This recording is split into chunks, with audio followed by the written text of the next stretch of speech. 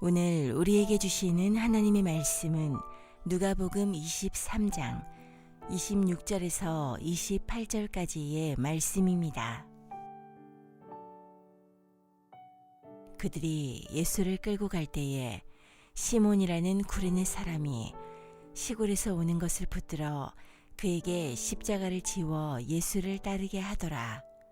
또 백성과 및 그를 위하여 가슴을 치며 슬피 우는 여자의 큰 무리가 따라오는지라.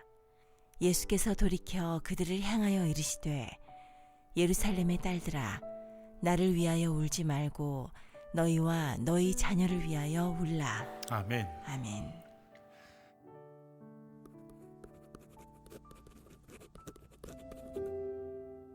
엄마 아빠가 화낼 때 아빠가 출장 가서 집에 안 올 때 엄마 아빠가 싸웠을 때 되게 슬프고요. 놀디는 안 하면 슬퍼요. 저는 유독 가족들이 아프실 때 슬픈 것 같아요. 시험을 망쳤을 때인 것 같습니다. 공부 잘해? 아니요. 저는 어제 퇴근하고 나서 그냥 집에 들어왔는데 눈물이 나더라고요. 가족을 위한 기도할 때 남편과 아이들이 내 뜻대로 되지 않을 때, 와이프하고 싸웠을 때 억울해서.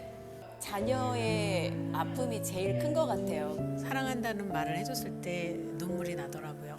중년이다 보니까 저도 나이를 속이지 못하겠다는 생각과 함께 제 사랑하는 아내가 갑상선 암으로 고생할 때 주님이 오실 적에 그렇게 오셔가지고 우리 때문에 그 죄를 죄 때문에 그 십자가를 지시고 피를 흘리고 그러신 게 내가 그게 그때 제일 눈물이 많이 나요. 그럼 언제 눈물이 나세요? 집에 들어갔더니 한 목사님이 집에 들어갔는데 아내가 막 울고 있길래 아이들에게 얘기했대요. 너희들 뭔 잘못했길래 엄마가 이렇게 울어? 아이들이 그래, 자기들은 잘못한 거 하나도 없대요.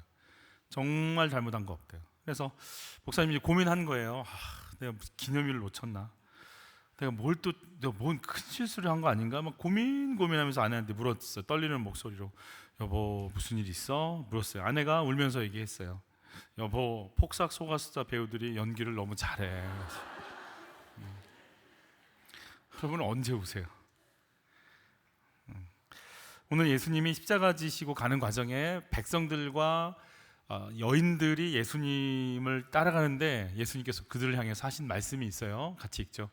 또 백성과 및 그를 위하여 가슴을 치며 슬피 우는 여자의 큰 무리가 따라오는지라 그랬어요. 예수님이 지금 가시는 길이 어떤 길인지 십자가 지고 가시는 길이죠. 근데 마가복음에서는 그 순서가 조금 등장해요. 채찍질을 먼저 당하시죠. 그 다음에 자색 옷을 입고, 그 다음에 가시면류관을 쓰시고, 자색 옷이 희롱을 당한 뒤에 자색 옷이 벗겨지고 그 위에 십자가를 얹고 십자가에 못 박으려고 끌고 가는 그 현장으로 비아돌로라사 그 길로 걸어 가시는 장면인 거예요. 채찍을 40에 하나 감한 매를 이렇게 맞으면 온몸이 어떻게 돼? 가죽 채찍이고 끝에는 돌이나 납덩어리가 동물 뼈가 달려 있어요. 휘감으면 살을 뜯어내게 되어 있죠. 그래서 40에 하나 감한 매를 맞으면 어떻게 되겠어요? 온몸이 그 다 터진다고 그러죠. 피부가 그 맨 끝은 잡아 뜯는 거고. 그러니까 그 상태에서 뭘 입냐면 자색 옷을 입어요. 그러면 몸과 옷은 어떻게 될까요? 하나가 됩니다. 그리고 자색 옷을 벗기잖아요. 그럼 어떻게 될까요? 피부가 벗겨지죠. 이걸 화상 입은 증상이라고 그래요. 인간의 가장 큰 고통이 화상이라고 그러는데 이 상태로 십자가를 메고 가는 거예요. 그러면 그때마다 십자가가 이제 온몸에 달라붙고 누르게 되겠죠. 그러니까 예수님은 그냥 서 있는 것 자체가 힘든 거예요. 그냥 내가 숨 쉬고 있는 것 자체가 힘든 거죠.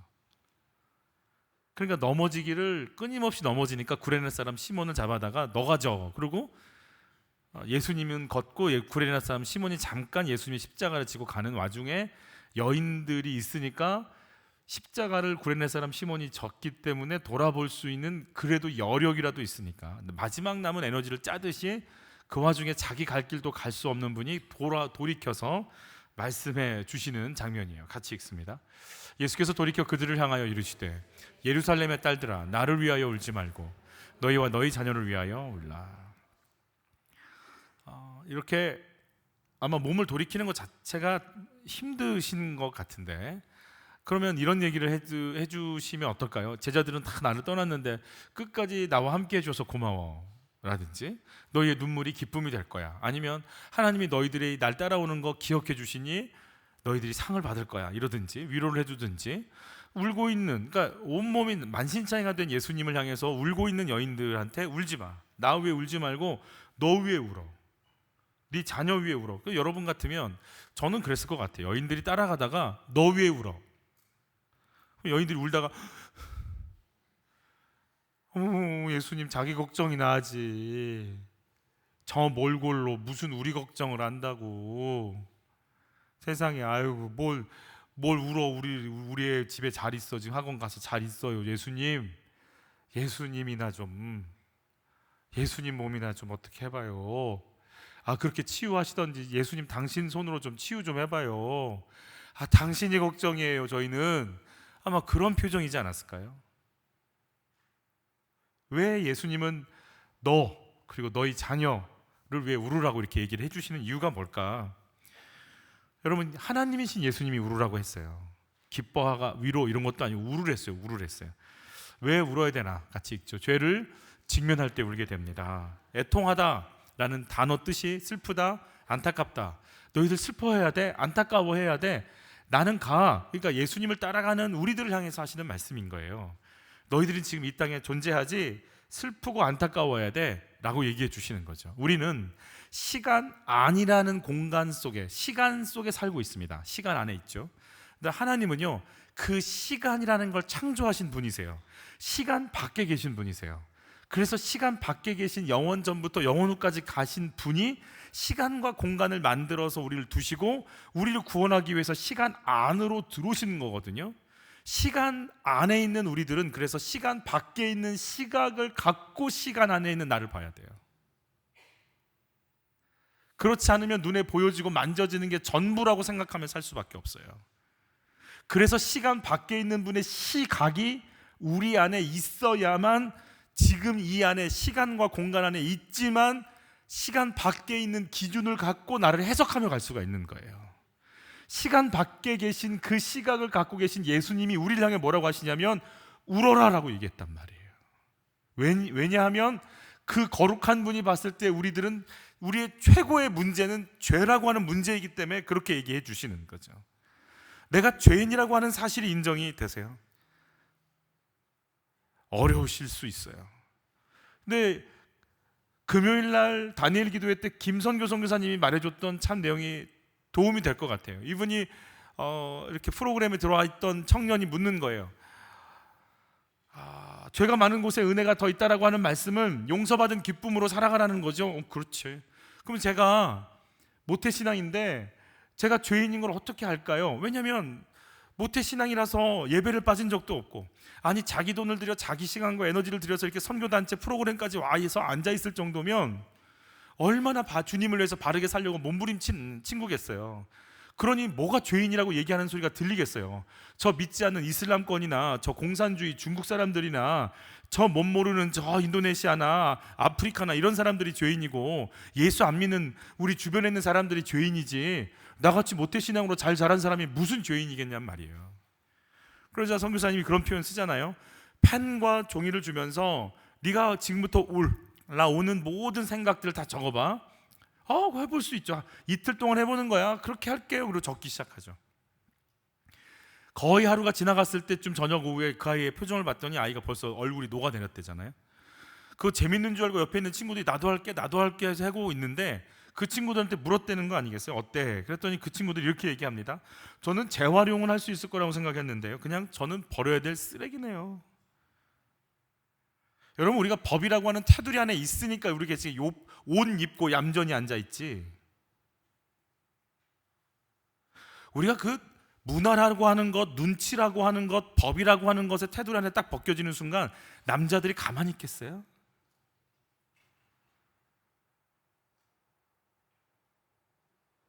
가만히 있겠어요? 다 짐승들이 울부짖기 시작할 거래요. 그가 이런 표현 씁니다. 예쁜 촛불이 있어요. 예쁜 촛불은 아무리 예뻐도 휘발유 만나는 순간 폭발하는 거예요. 그 불은 영남 지역을 다 태워버린 불과 똑같은 불이에요. 우리가 그런 환경에 안 갔을 뿐이지 그런 환경에 가는 순간 다 죽이는 거 아니겠냔 말이에요.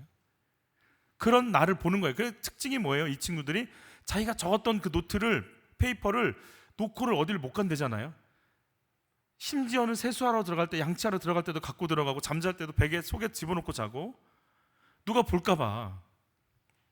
여러분, 시간 밖에 있는 그분의 시선으로 나를 보면 어떻게 되겠느냐라는 거죠.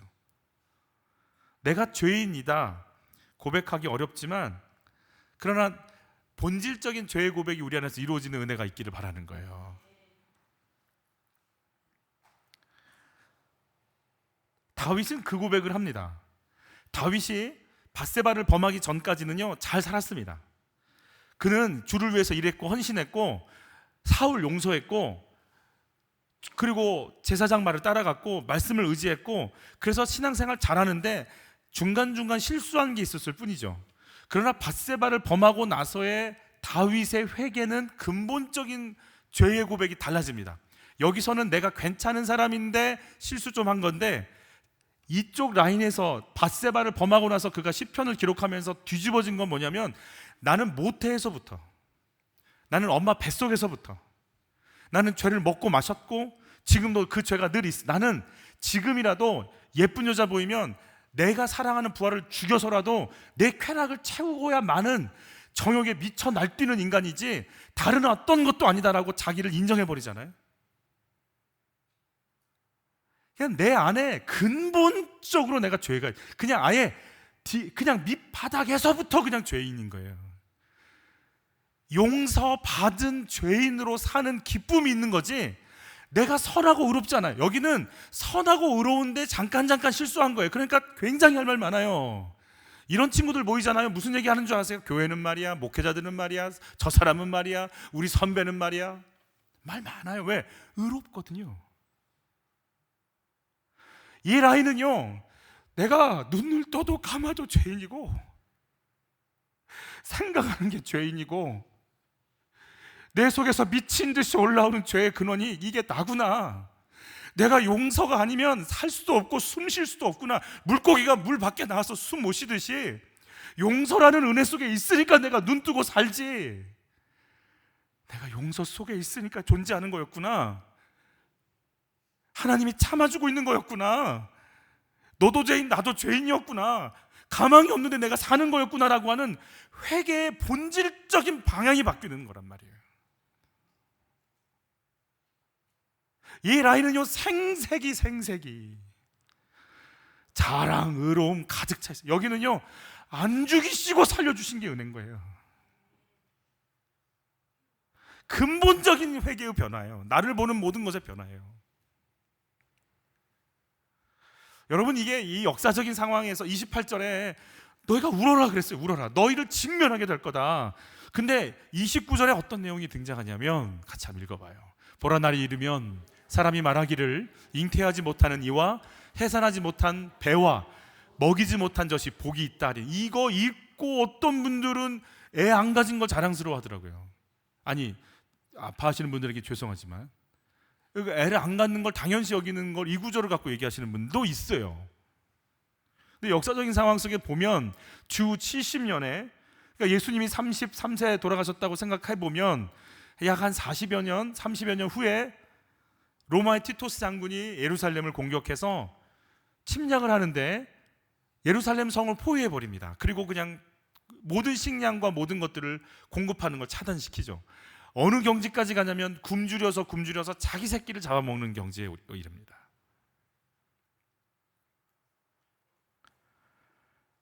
아이들이 엄마 아빠가 잡아먹는 거예요. 남의 집 사람들이. 이 일은 이미 북한에서 일어나고 있는 일이잖아요. 그러니까 그걸 보는 거예요. 예수님이 뒤돌아서, 여러분, 예수님이 그 울고 있는 여인들을 향해서 나는 십자가 지고 가. 근데 너희들 30몇 년 후에 너희들의 이 땅에서 일어날 그 참혹한 일에 대해서 모르지. 너희들 울어야 돼. 너희 자녀 때문에 울어야 될 거야.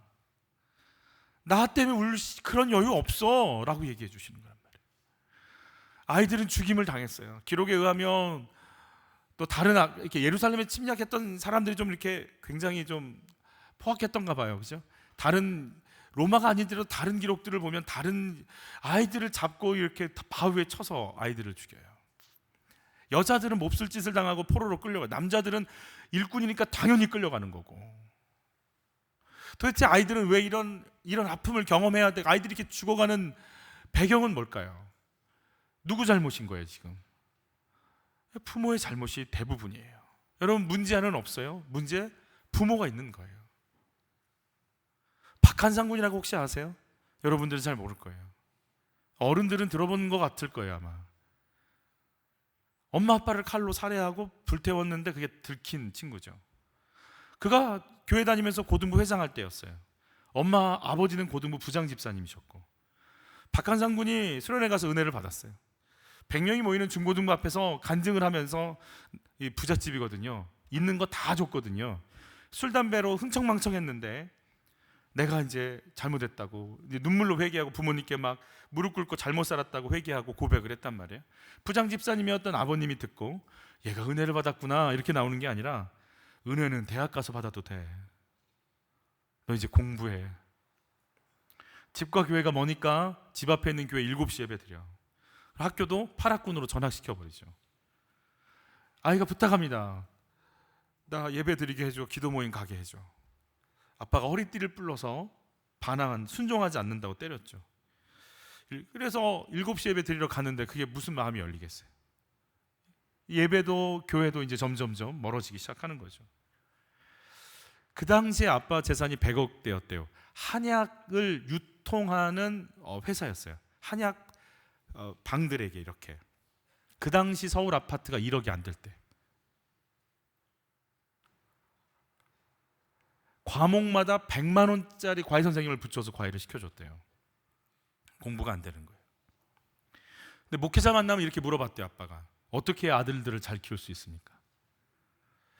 대학 떨어지고 적응을 못해서 간 곳이 LA였어요. 돈이 있으니까. 예배를 떠났는데 무슨 공부를 할 수 있겠어요? 술, 담배, 도박, 마약. 이제 빚이 늘어나기 시작하는 거예요. 도박을 하니까. 그럼 한국에 불러서 또 때리는 거예요. 무슨 빚은 갚아주고. 라스베가스에 갔는데 이제 더 빚이 늘어나기 시작한 거예요.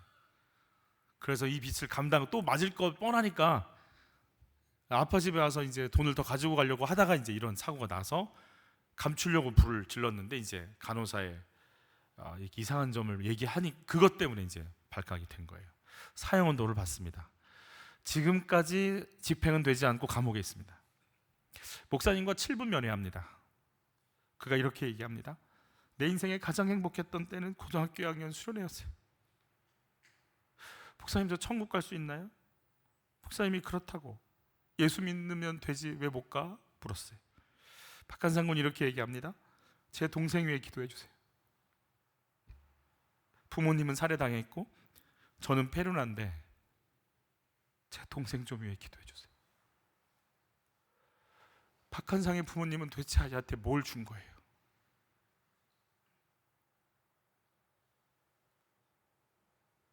우리는 지금 아이들한테 뭘 주고 있을까요? 아니, 결혼도 아닌 연애도 못 해본 청년부들에게 여러분은 그렇게 아둥바둥해서 살면서 도대체 아이들에게 뭘 주고 싶으세요?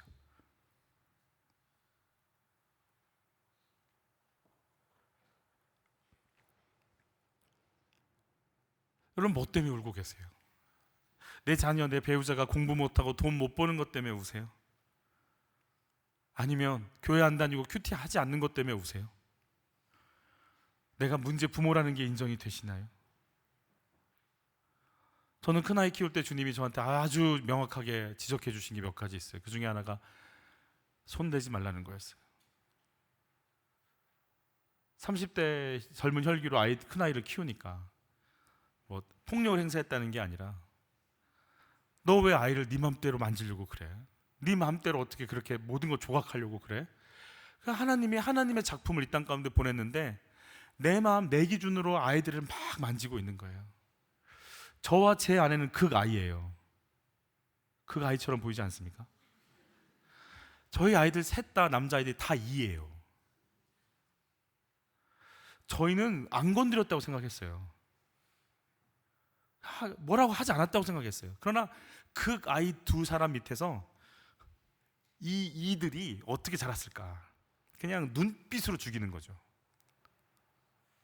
인정이 되겠어요? 목사들이 떠들면? 밟아줘야지. 제가 그랬어요. 주님이 경고하셨어요. 건드리지 말라. 내가 다시 말하는데 건드리지 마. 그게 무슨 이렇게 권유나 이런 거 아니었어요. 굉장한 마음에 단호함이 있었어요. 너만 가만히 있으면 돼. 문제 부모 맞아요. 수준이 안 돼요. 그러니까 청년 여러분 퀴인 마음 좀 들으세요. 여러분 이대로 결혼하면 수준 안 돼요. 똑같이 할 거예요. 애 잡을 거예요. 교양으로 잡을 거고 여러 가지로 잡을 거예요. 두 번째, 같이 읽죠. 죄를 보고 울면 사명이 열립니다. 도대체 내가 누굴까? 울어야 된다고 그랬어요. 여러분, 저는 이게 더 다가오는 것 같아요. 여러분, 나는 넘어지고 실수하고 부족하고 악하고 치졸하고 더러워요. 나만 그래요? 너도 그래요.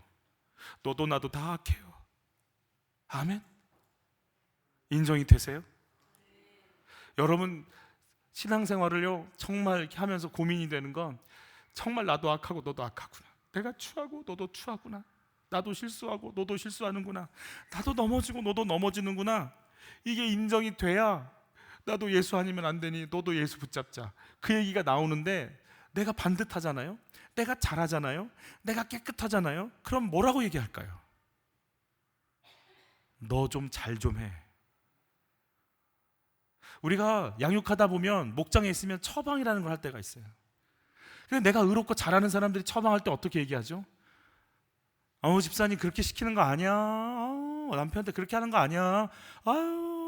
애들 그렇게 키우는 거 아니야. 이 말을 나는 잘하는데 너는 못하는구나에 이미 마음을 갖고 시작을 해버리면 듣는 사람은요 기죽든지 듣기 싫든지 둘 중에 하나예요. 그런데 집사님, 내가 집사님 입장이어도 나도 못하겠다. 그리고 나도 지금까지 못했다.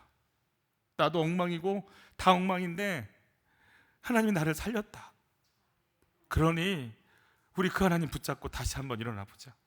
우리 같이 주님 붙잡고 좀 일어나 보자 라고 얘기해주면 들리기 시작한다. 내가 악하고 너도 악하지 예수님밖에 없어. 우리 못 이겨. 우리 주님 붙잡아야 돼. 이걸 뭐라고 얘기하냐면 간증이라고 불러요. 그래서 간증할 때 설교체로 얘기하면 좀 빼달라고 제가 부탁드려요. 그러니 여러분 잘하십시오. 그러면 안 돼요. 내가 이렇게 됐는데 내가 이렇게 잡았으니 우리 같이 잡읍시다. 그게 처방하는 자의 자세가 돼야 돼요.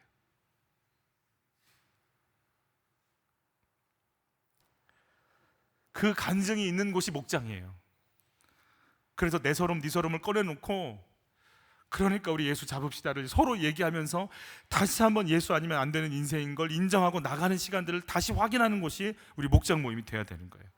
넘어지고 죽을 뻔한 나를 살리신 예수를 너도 붙잡고 우리 붙잡고 가봅시다. 나를 살려주신 그 예수 증거합시다. 여러분, 예루살렘에서 로마군들이 어린아이들 다 죽였어요. 잡아갔어요. 포로로 끌고 갔어요. 참혹했어요. 돌 위에 정말 돌 하나도 안 남고 다 망가져 버렸어요.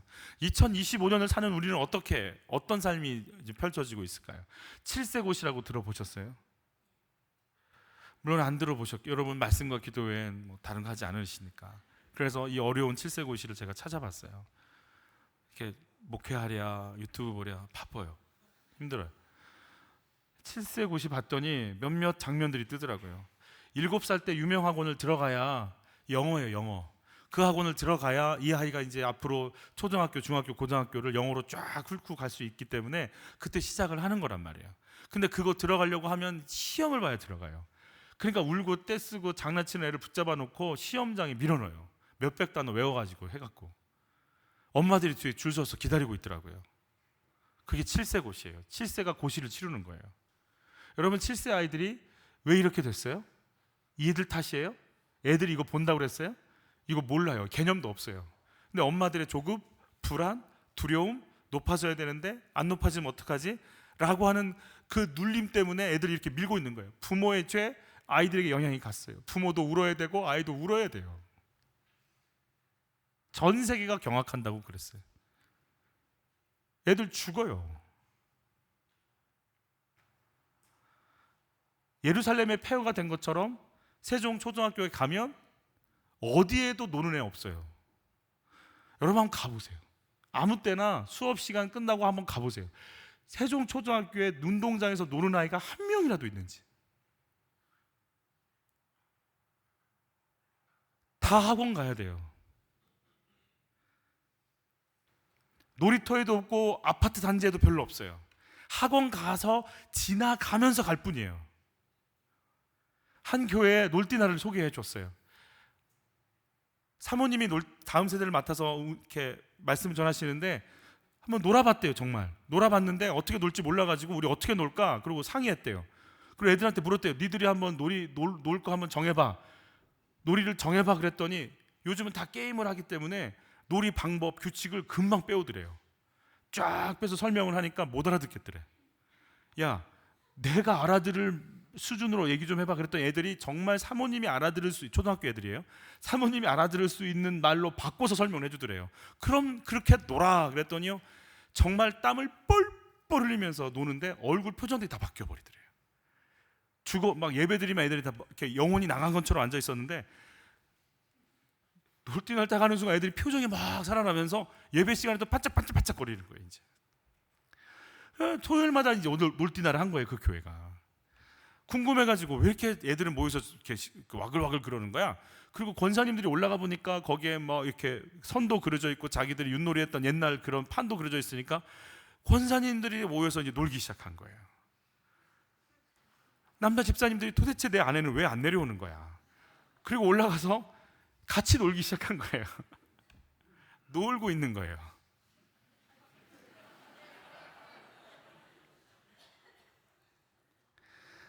우린 다 놀고 싶어요.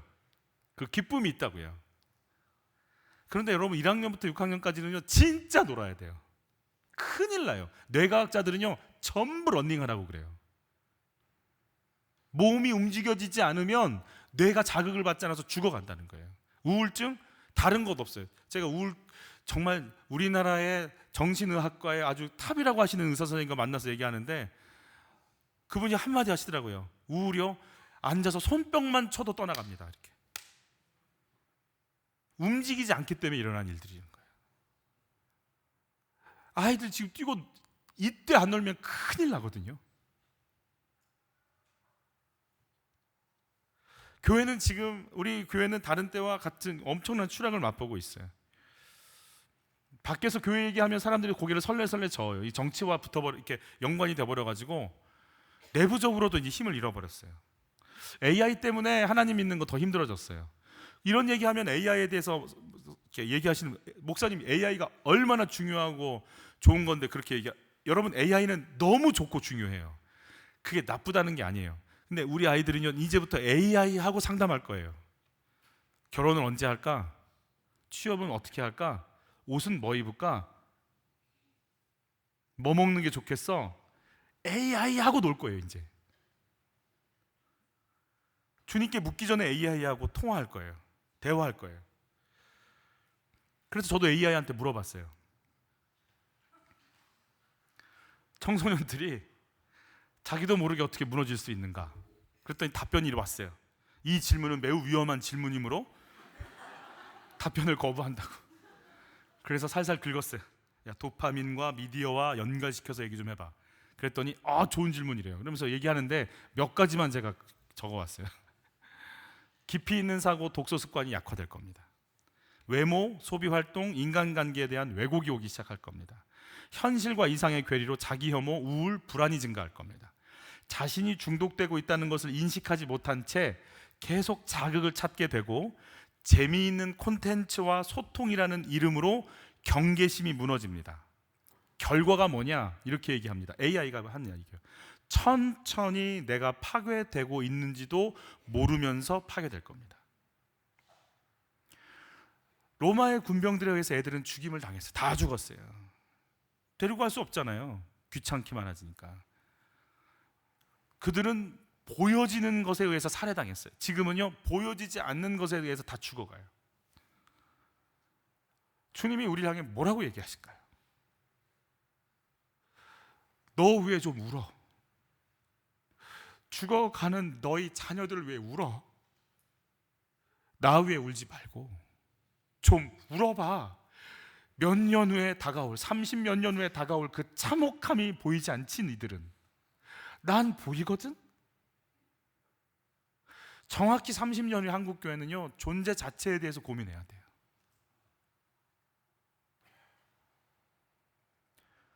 여러분, 그래서 5월 11일 날 시작하는 퀸 마음 세미나, 퀸 세미나 꼭 들으셨으면 좋겠어요.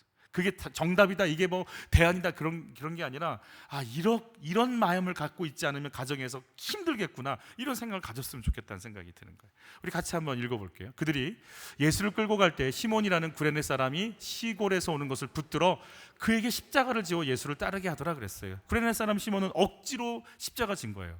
얼마나 억울하겠어요. 그런데요, 구레네 사람 시몬은요, 그 억지로 진 십자가가 내가 진 십자가고 내가 죽을 십자가인데 예수가 대신 져주신 거라는 걸 아는 순간 내가 잠깐이라도 내 십자가 진 걸 영광으로 알았을 거예요. 구레네 사람 시몬의 아내를 바울은 자기 어머니라고 부르면서 그 형제들이 초대교회에 든든히 서가는 사람들로 영적인 가문으로 바뀌게 되잖아요. 여러분, 우리가요, 자녀 문제, 부모 문제, 친구 문제가 그냥 그 공동체에 갔더니 친구가 있었고, 그냥 눈 떠보니까 우리 엄마 아빠였고, 내가 낳고 보니까 내 자식들이었다면 내가 알아서 짊어진 십자가 아니잖아요. 그냥 어떻게 하다 보니 내가 다 짊어지게 될 억지 십자가지 다. 내가 이 십자가 선택하겠다고 고른 거, 물론 그럴 수도 있어요. 뭐 선교를 간다든지. 근데 지금 가족관계는 내가 원하지 않았잖아요. 누가 내 힘든 동생 책임지고, 누가 그 힘든 부모 책임지라고 그랬어요. 눈 떠보니까 그런데 어떡해요?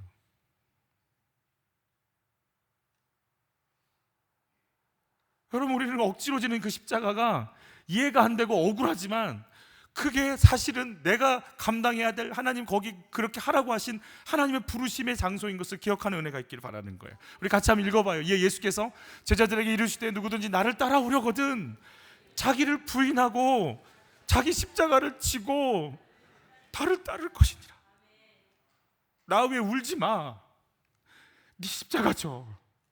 너의 죄 직면하고 울어. 네 자녀들 놓고 울어.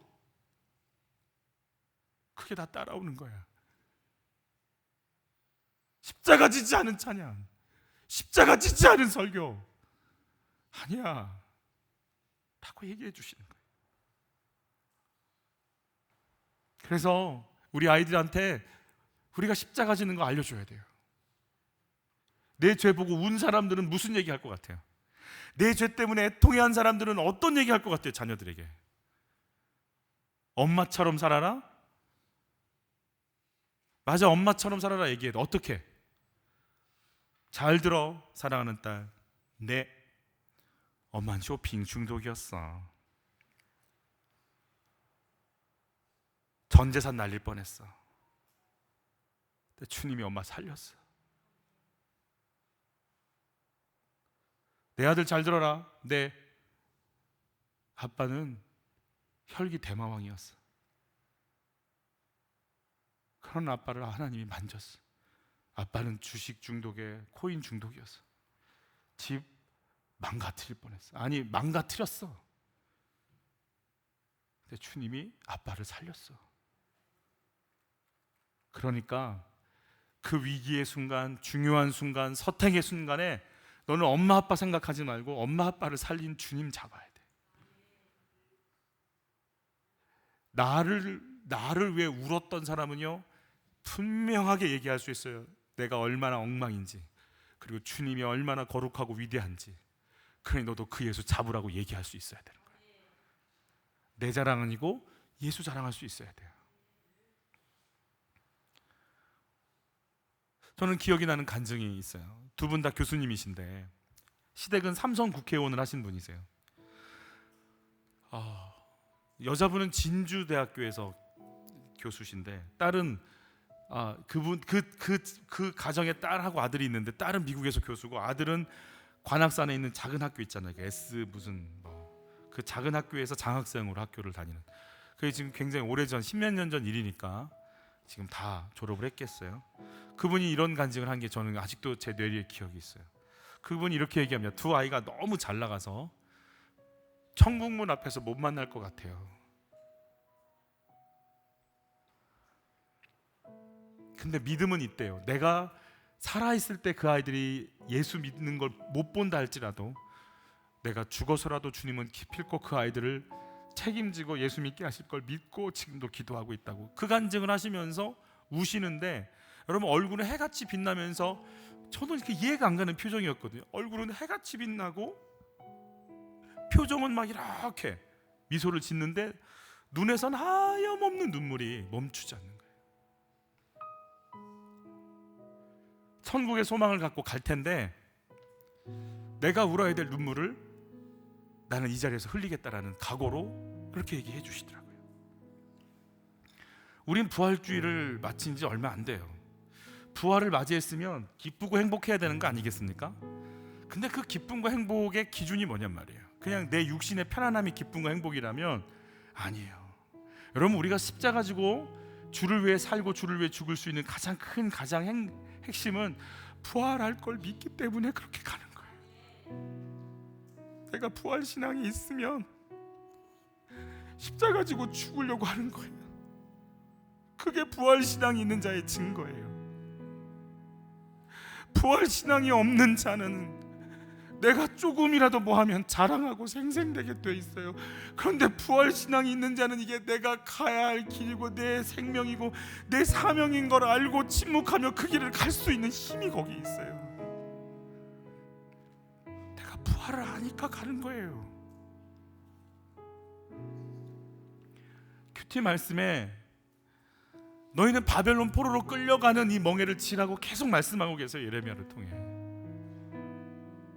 그러면서 오늘 큐티 말씀 맨 마지막 절에 뭐라고 얘기하시냐면 내가 너희가 바벨론 포로로 끌려가는 그 시간대에 그 시간이 차면 내 시간이 되면 너희에게 뺏겨졌던 그 성전의 모든 기물들 너희의 삶이 돌아오리라 이렇게 얘기하세요. 여러분 우리가 울어야 돼요. 뺏겼으니까 아프니까 힘드니까. 그런데 빼앗겨버린 것 같은 그 삶, 그래서 멍에를 짊어지고 고통스러운 그 눈물에 흘리는 그 시간 속에 하나님은요 내 시간이 차면 돌아온대요. 그럼 그 시간이 차는 시간이 언제일까? 그 차는 시간이 언제일까? 아까 저희가 사실 1, 2부 때 간증했던 부분 중에 하나를 제가 읽어드리게요. 행복하기만 할 줄 알았던 결혼 생활은 자녀가 태어나면서부터 삐걱대기 시작했습니다. 알고 보니 남편과 저는 아주 다른 사람이었으나 여태껏 저를 맞추어주고 있었던 것입니다. 남편이.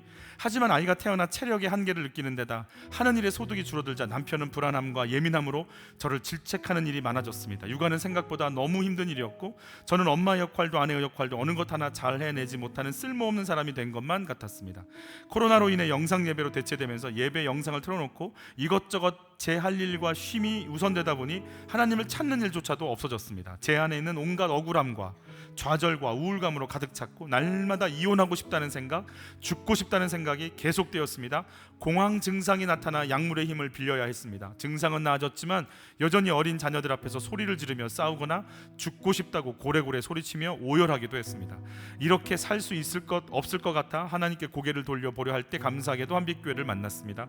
말씀의 은혜를 얻고 양육을 받으며 고단했던 시간들이 오히려 나를 단단하게 하기 위함이었음을 고백하게 되었습니다. 제가 바라는 대로 남편이 저의 힘든 점을 다 공감해주고 받아주면 저는 하나님이 아닌 남편만 바라보고 의존하며 조금의 어려움도 감당하지 않으려고 하는 연약한 존재가 되었음을 깨닫게 하셨습니다.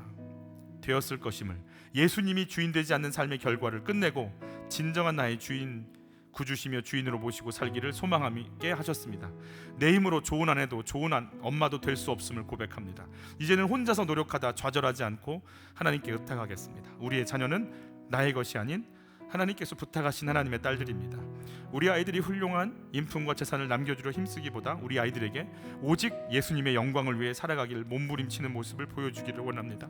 우리 가정이 이제는 더 이상 뒤로 물러날 멸망할 자가 되지 아니한 오직 영혼 구원의 구원함을 이루는 믿음으로 나가기를 결단합니다. 나에게 주어지는 멍해, 내 남편 임신해서 애 키우는 그 답답함, 그 멍해가 내가 사람 바라보고 있구나. 나는 남편 잘 만나면 내 인생 펼쳐지겠지. 나는 애 잘 키우면 내 인생 펼쳐지겠지라고 하는 하나님 자리에 사람이 올라가 있는 거 내리고 그 자리에 하나님 올라가시기를 내 생각이 바꿔지는 그 시간이었다고 고백을 하는 거예요. 나에게 멍해가 주어질 수 있어요. 여러분 그 멍에 잘 치세요. 그래서 그랬구나. 나는 아직도 내가 주인이구나. 내려와야 되겠구나. 주님이 앉으셔야 되겠구나. 우리 같이 한번 읽어볼까요? 그리스도의 남은 고난을 그의 몸된 교회를 위하여 내 육체에 채우노라. 학대하란 말 아니에요. 하나님, 내 육체는 당신의 거룩함을 위해 쓰임받게 해주세요. 내 시간은, 내 물질은, 내 남은 시간은 영혼 살리는 거룩함을 위해 예수의 고난을 여기 집어넣고 제가 이 길 갈 수 있도록 좀 도와주세요. 잘 살려고 하는 자들 99% 타락할 겁니다. 더 먹자, 더 즐기자, 더 놀자. 주께 고난받기를 작정한 자들 주님의 거룩한 자리로 여러분을 쓰시기를 축복합니다. 내 십자가 잘 지고 이 길 가십시오. 우십시오. 여러분 있는 자리에서 잘 우십시오. 통곡하십시오. 우리 부모님 살려달라고, 내 직장 동료들 살려달라고, 내 목원들 살려달라고 우십시오. 그게 내가 있는 자리니까. 억울하고 억지로 지고 있는 십자가 있나요? 그 십자가가 이 땅에 나에게 주어진 나의 사명이라고 생각해 보셨나요? 그리스도의 남은 고난을 내 삶에 어떻게 채우면서 살아갈까요? 다음 세대를 살리기 위해, 연약한 목장 식구들을 살리기 위해 그리스도의 남은 고난을 내 육체에 어떻게 채우며 가야 할까요? 5월 11일에 시작되는 큐인 세미나에 어떻게 참여하실 건가요? 여러분, 우리에게 주어진 그 멍에 잘 매셔서 살려내는 통로로 쓰임받는 영광 누리시기를 축복합니다. 우리 찬양하면서 하나님께 나가시겠습니다. 안개 속에서 주님을 보내 아무도 없을 것 같던 그곳에서 손 내미셔서 나를 붙드네 길 잃고 쓰러져가던 그곳에서 주 말씀하시네 내 손잡으라고 내가 곧 길이요 진리 생명이니 나 그 길을 보내 주 예비하시고 다른 길로 돌아서지 않으리 내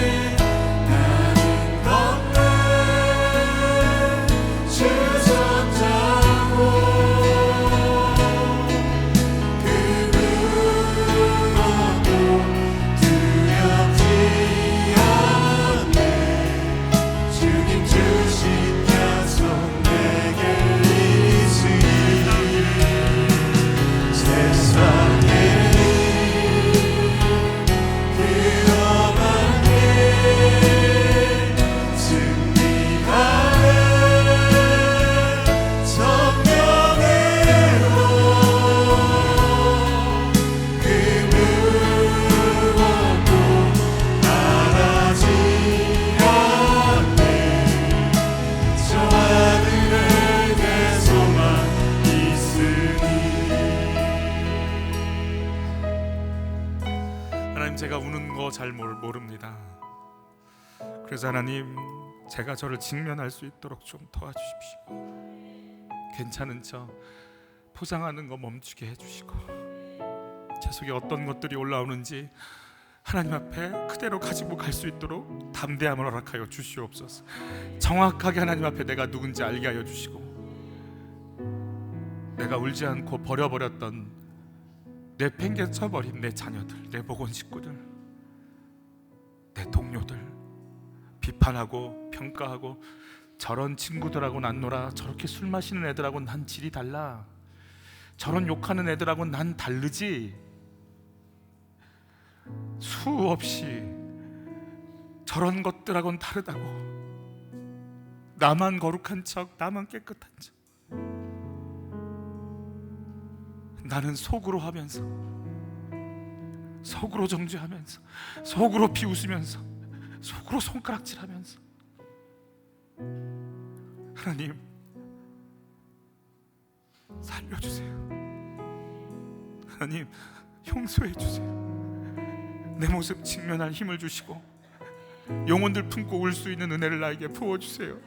주님, 저를 불쌍히 여겨주세요. 우리 주여 한번 외치고 기도로 나갑니다. 주여,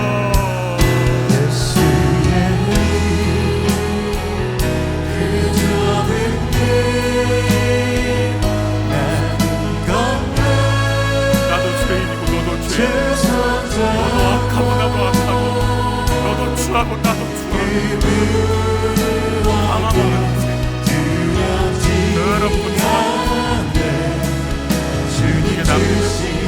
이게 내 모습이 주님 만들어나시기를 원합니다. 주님 만들어나시기를